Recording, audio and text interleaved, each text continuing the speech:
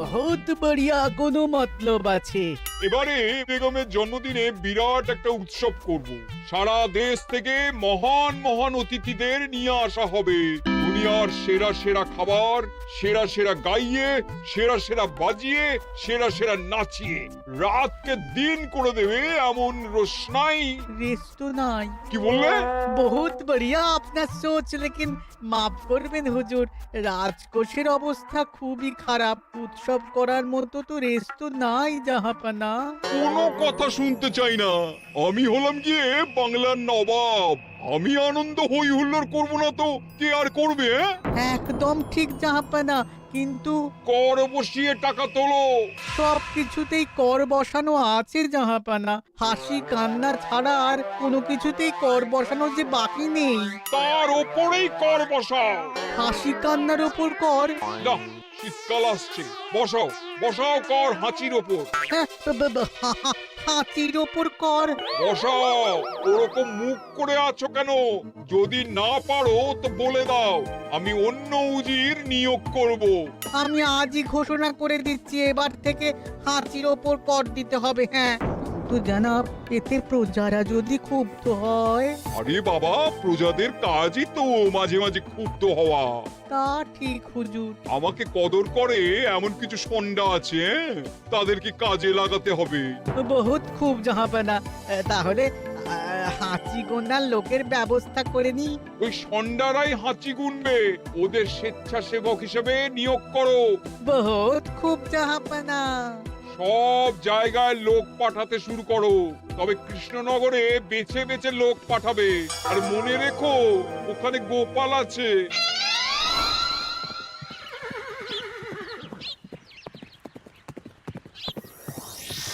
সব জায়গায় কর আদায়কারী পাঠিয়ে দেওয়া হয়েছে জাহাপানা। আপনার কথা মতো তাদের বলে দেওয়া হয়েছে যে আদায় হওয়া করের 10% তাদের বেতন হিসেবে দেওয়া হবে। সুতরাং কর আদায়ে কোনো ঢিলেমি হবে না। বহুত আচ্ছা, বহুত আচ্ছা।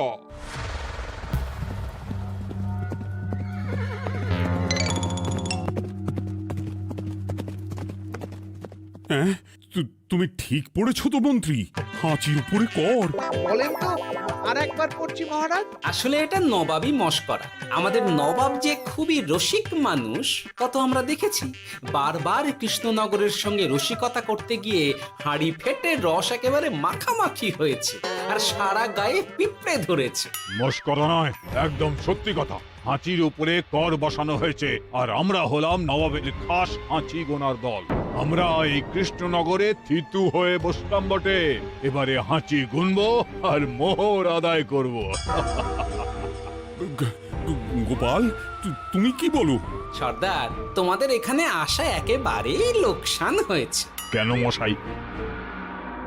আচ্ছা, আপনি গোপাল? না না, আপনার কোনো কথাই শুনবো না। আমাদের বই বই করে বলে দেওয়া হয়েছে, গোপাল হইতে সাবধান। সর্দার, আমি তোমাকে সাবধান হতেই বলছিলাম। হাঁচি ধরতে গেলে তোমাদের খুব সতর্ক থাকতে হবে, কারণ এই কৃষ্ণনগরের বাসিন্দাদের শরীর স্বাস্থ্য এত ভালো যে এখানে কেউ হাঁচে না, কাশে না, ঢেকুর তোলে না, ইয়ে করে না। বলেন কি মশাই? এটা তো নবাবকে জানাতে হচ্ছে। যাও যাও, এক্ষুনি মুর্শিদাবাদে ফিরে গিয়ে নবাবকে জানাও। ওরে, কেউ এদের যাওয়ার ব্যবস্থা করে দে। ওই তো হেঁচেছে। হাঁচি এক, পুরো এক মোহর। হাঁচি দুই, দুই মোহর। আরে, এটা তো হাঁচির বাচ্চা, এটা তো ধরলে চলবে না। কেন? হাঁচি হলেই তো হলো। কি করব সর্দার, লিখবো? দেখ, একবার গুনে যখন ফেলেছি পুরো ছাড়তে পারবো না। আধমোহর লেখ। এটা কাশি, কাশিতে কোনো করের কথা নেই। ওরে লেখ লেখ লেখ লেখ লেখ। হাঁচি তিন, পুরো এক মোহর। হাঁচি চার,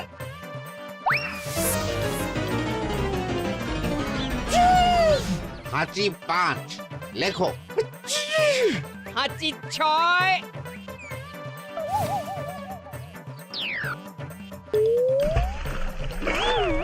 যা কি রে, শুনেছিলাম কৃষ্ণনগরের মন্ত্রীটা মাথা মোটা, প্রমাণ হয়ে গেল। জল থেকে উঠবে যখন ঠান্ডা লেগে হাঁচি তো আরো বাড়বে। জলে বুড়ুবুড়ি উঠছে, বেটা জলের তলায় তলায় হাঁটছে, হাঁচি সাত। এখনো তো ফিরলো না, বেলা গড়িয়ে দুপুর হয়ে গেল। ভাববেন না রাজামশাই, আমরা যারা যারা এখানে এসেছি সবাই ধড়িবাজ লোক, মন্ত্রীর হাঁচি নিংড়ে নিয়ে ফিরবে। ছি ছি ছি ছি ছি ছি ছি ছি ছি। কি হলো গোপাল? আমরা কৃষ্ণনগরের প্রবাদ প্রতিম আতিথেয়তার অসম্মান করেছি মহারাজ। কেন? কিভাবে? কখন? এখন মহারাজ, এখন এনারা সেই সুদূর মুর্শিদাবাদ থেকে এসেছেন, আর আমরা এতক্ষণ শুধু অন্য কথাই বলে চলেছি, এনাদের আপ্যায়নের ব্যবস্থা করিনি। তাই তো। মহারাজ, আপনি ব্যস্ত হবেন না। এই কে আছো? শোনো, এদের রাজ অতিথিশালাতে থাকার বিশেষ ব্যবস্থা করো। এদের খাবার যাবে মহারাজের পাকশাল থেকে। এদের সব সুবিধে অসুবিধে দেখার জন্য দাস দাসী নিযুক্ত থাকবে। চলো চলো। আরে দাঁড়াও সর্দার, হ্যাঁ বলুন। তোমাদের তো আবার গোপালের কথা শোনা বারণ। আমার ব্যবস্থায় বোধহয় তোমরা থাকবে না। বাদ দিন তো, আসলে ভয় ছিল আপনার বুদ্ধিকে, আর ভয় নেই। কেমন আগু পিছু বিচার না করেই বলে ফেললেন এখানে কেউ হাঁচে না। বুঝে গেছি, আসলে গোপাল হলো গল্প। চলো চলো, ও বড্ড খিদে পেয়েছে। প্রহরী, এই সর্দারের দলের বাকি লোকগুলো এলে এদেরকেও অতিথিশালায় নিয়ে যেও। হ্যাঁ, আচ্ছা।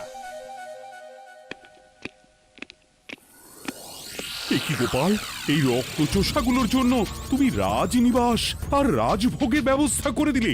গোপাল কার পক্ষে মহারাজ? এতক্ষণ গোপালের সব কাজ তো কৃষ্ণনগরের বিপক্ষে গেল। বটেই তো, আমি মনে মনে গণনা করে দেখলাম গোপালের শুল যোগ শুরু হয়েছে। আগামী 1 যুগ ধরে গোপাল যেখানে থাকবে সেখানে রাহুর প্রকোপে দুঃখ দারিদ্র মহামারী একসঙ্গে এসে ধরা পড়বে। মহারাজ, গোপাল কখনো কৃষ্ণনগরের খারাপ ভাবেনি। সে যখন ওই রক্তচোষাদের রাজভোগে রাখার ব্যবস্থা করেছে, তখন বুঝতে হবে এর মধ্যে একটা ঘোরতর পেঁচ আছে। গোপালই তাহলে বলুক, কি পেঁচ? মহারাজ, মানুষ বিলাসের সুযোগ পেলে কাজ ভুলে বিলাসেই ডুবে থাকে। কত সম্রাট মহাসম্রাট বিলাসিতায় ডুবে কত সাম্রাজ্য মহাসাম্রাজ্য ভেঙে টুকরো করেছে। এরা তো নবাবের পাঠানো কিছু মূর্খ বালক মাত্র মহারাজ। এদের রাজভোগে ডুবিয়ে দিলে হাঁচির কথা কি এদের মনে থাকবে?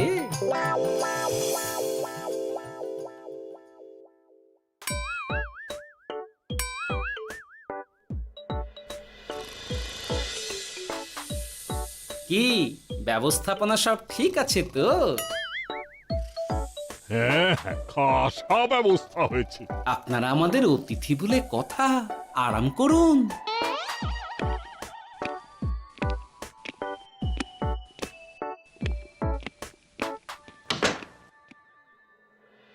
বিজ্ঞানী, তোমার এই দুমুখ আয়না আবিষ্কার তোমার জীবনের সেরা কাজ।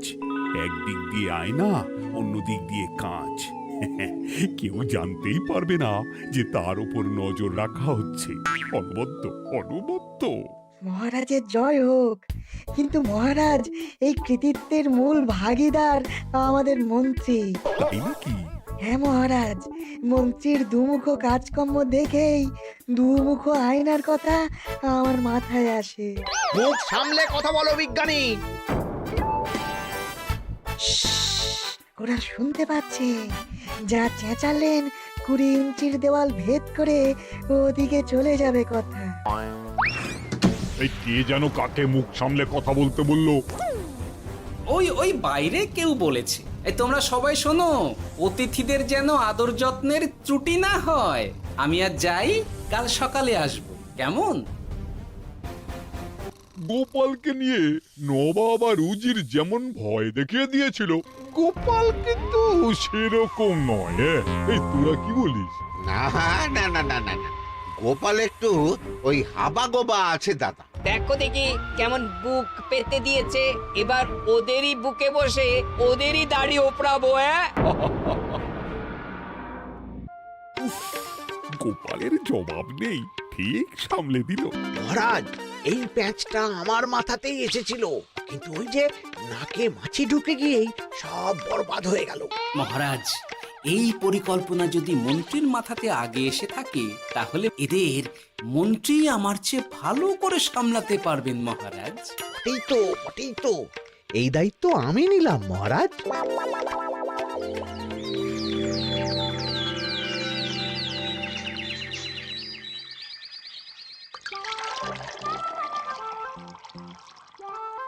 আহা, সকালে ঘুম থেকে উঠে এই রকম বেলের পানা যেন স্বর্গের অমৃত। আছে আছে, আরো আছে। পানীয়, খাদ্য, আরাম, আয়েশ, যত চাও তত পাবে। এ কি, আপনি গোপাল কোথায়? মহারাজ বিবেচনা করে দেখেছেন যে মহামান্য অতিথিদের পরিচর্যার ভার গোপালের মতো একজন ভাঁড়ের পক্ষে বহন করা সম্ভব নয়, তাই এই দায়িত্ব আমাকে দেওয়া হয়েছে। কিন্তু কোনো কিন্তু নেই সর্দার, আমি যে খানা পিনা নাচা গানা আমোদ আহ্লাদের ব্যবস্থা করেছি দেখে তুমি চমকে যাবে। দেখা নয় বিজ্ঞানী, এবার শুধু কাজের সময়।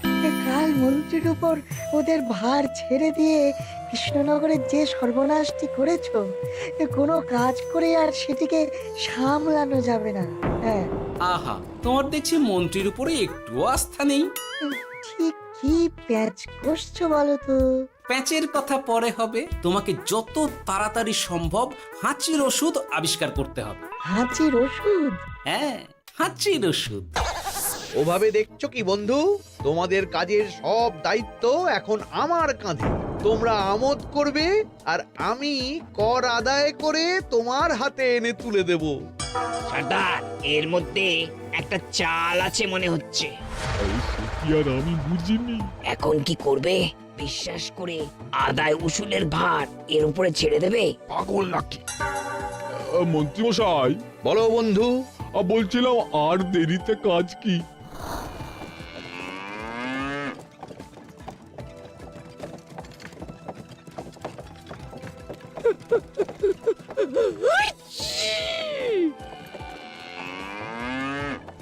মন্ত্রী, লেখো হাঁচি এক। ওহে, তোমার নাম কি? মন্ত্রেশ্বর হুজুরি আগে। লিখুন মন্ত্রীমশাই, নাম লিখুন। ওহে মন্তেশ্বর, হাঁচি কর, এক মোহর ছাড়ো দেখিনি। হাঁচি দুই। আরে যাও, দৌড়ে গিয়ে দু মোহর আদায় করে আনো। ওরে, তোরা সব কৃষ্ণনগরের কোণে কোণে ছড়িয়ে পড় দেখি, একটা হাঁচিও যেন বাদ না পড়ে। হ্যাঁ,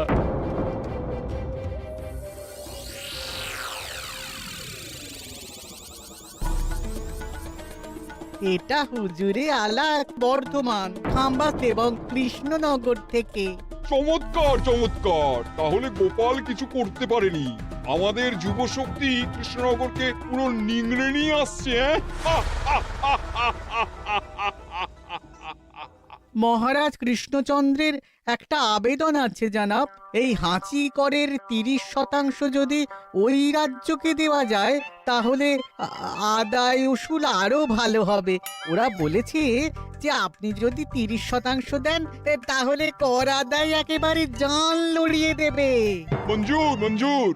আর একটা আর্জি আছে হুজুর, কৃষ্ণচন্দ্র কদিন বাদে নবাবকে কৃষ্ণনগরে আমন্ত্রণ জানিয়েছে।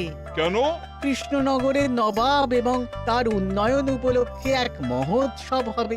সেই সঙ্গে শহরে থাকা ইংরেজদের কাছেও নবাবের সৈন্য বলের এবং নবাব ও কৃষ্ণনগরের মধ্যে পারস্পরিক ভ্রাতৃত্বের সম্পর্কের বার্তাও পৌঁছে দেয়া যাবে। নবাবের অধীনস্থ রাজারা নবাবের শত্রু, এই রকম একটা ধারণা থেকে ইংরেজরা ইদানিং বেপরোয়া হয়ে উঠেছে, তাতে লাগাম উঠবে। বহুত খুব, মঞ্জুর মঞ্জুর মঞ্জুর।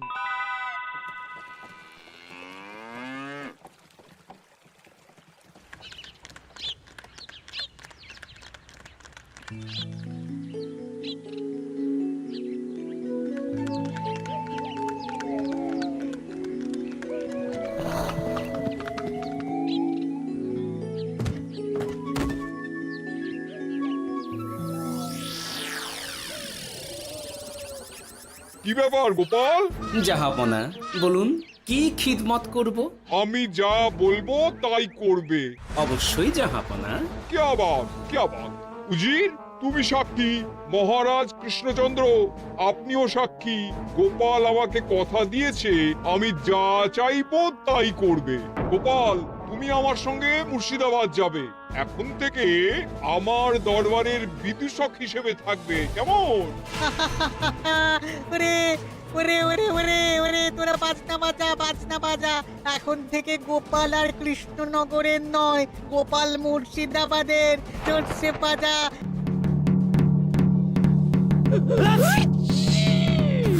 কি হলো? হুজুর, মনে হচ্ছে আপনার সৈন্যদল হাঁটছে। হ্যাঁ? হুজুর, হাঁচিগড়ের বন্যা সব সৈন্য 10-12টা করে হেঁচে ফেলেছে। মানে প্রচুর মোহর হয়ে গেছে আর বাড়ছে। আমার হাঁচি গোনার দল একটা হাঁচিও বাদ দেবে না। মোহর রাখার জন্য নতুন পোশাকখানা বানাতে হবে হুজুর। সর্দার, আমাদের হাঁচিগুলো কি খুলবো? হ্যাঁ, নিশ্চয়। একটা হাঁচিও যেন বাদ না পড়ে। চলুন হুজুর, আমরা এখানে দাঁড়িয়ে থেকে আর কি করব? ওরা হাঁচুক আর হাঁচি গুনুক। চলুন নবাব বাহাদুর, আপনার জন্য কৃষ্ণনগরের রাজাতীর্থ অপেক্ষা করছে। হুজুর, আমার মনে হয় আমাদের কৃষ্ণনগরে এখন আর দেরি করা উচিত হবে না। আমরা সোজা শহরের দিকে রওনা হয়ে যাই। শহরের ইংরেজদের শিক্ষা দিয়ে ফেরার পথে আমরা কৃষ্ণনগরের আতিথ্য গ্রহণ করব। সে কি? মহারাজ, নবাবের মতো কর্তব্যপরায়ণ ইনসানকে তার কর্তব্য পালনে বাধা দেবেন না। আমরা ওনার শহর থেকে ফেরার অপেক্ষায় থাকব। ঠিক, আমার এক্ষুনি শহরে যাওয়ার দরকার। ইংরেজরা সব নিয়ম কানুন ভেঙে চুরে যা ইচ্ছে তাই করতে আরম্ভ করেছে। উচিত সৈন্যদের ডাক দাও, চলো রওনা হই। কিন্তু জাহাপনা, আপনার সৈন্যদের থেকে পাওনা মোহরগুলো এতক্ষণে যা হেঁচেছে, লাখখানেক মোহর তো হয়েই গেছে। ওটা আমরা নিজেদের মধ্যে বুঝে নেব। কিন্তু ওই করের 30% যে কৃষ্ণনগরের পাওনা। পেয়ে যাবে। শহর থেকে ফিরি। আরেকটা কথা, হাঁচি কর ব্যবস্থা এখন থেকে উঠে গেল।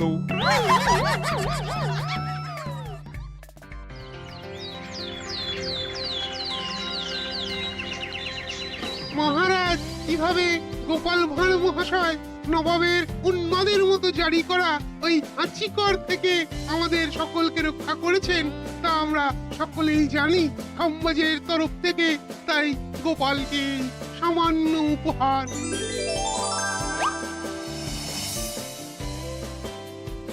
ওহ গোপাল, সত্যি তোমার জবাব নেই।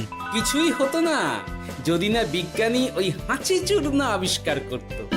এই উপহারের অর্ধেক কিন্তু বিজ্ঞানী। সবই তো বুঝলাম, নবাবকে সৈন্য সহ নিমন্ত্রণ থেকে সৈন্যদলকে হাঁচি চূর্ণ মাখানো, চাঁদোয়ার তলায় ঢোকানো পর্যন্ত। কিন্তু চাঁদোয়া থেকে হাঁচি চূর্ণ ঝরে পড়লো কি করে, সেটাই তো বুঝলাম না। এটা তুমি বলো বিজ্ঞানী। শব্দে বাতাসে কম্পন তৈরি হয়। গোপালের হাততালিতে আমার ঘরের শাড়ি থেকে হাঁচির জন্য ঝরে পড়েছিল। এখানে চাঁদোয়া থেকে ঝরে পড়েছিল বাজনার শব্দে। কি ব্যাপার বিজ্ঞানী, তুমি এখন ছেলে খেলা করছো? হাঁচির ওষুধ হয়ে গেছে। মূল উপাদান তামাক, গোলমরিচ আর আলকুশির গুঁড়ো। কাজ হবে? হাততালি দাও। কাজ হলো। ব্যাপারটা কি হলো? ওই শাড়িটাতে হাঁচি চূর্ণ মাখানো আছে। তোমার হাততালির শব্দের কম্পনে ঝরে ঝরে পড়েছে। একবার নাকের কাছে এলে পিঁপড়ের থেকে পিশাচ হাঁচতেই হবে। নবাব যদি বাজনা বাজাতে না বলতো। আমাদের বাজনদাররা তৈরি ছিল মহারাজ। যাক, সবই ভালোই মিটে গেল। যার শেষ ভালো তার সব ভালো। ব্যাস, এখন শুধু একটাই কাজ বাকি। নবাবের কাছ থেকে করের 30% বাবদ পাওনা মোহর মুর্শিদাবাদে গিয়ে নবাবের কাছ থেকে তুমি নিয়ে আসবে। আচ্ছা মহারাজ।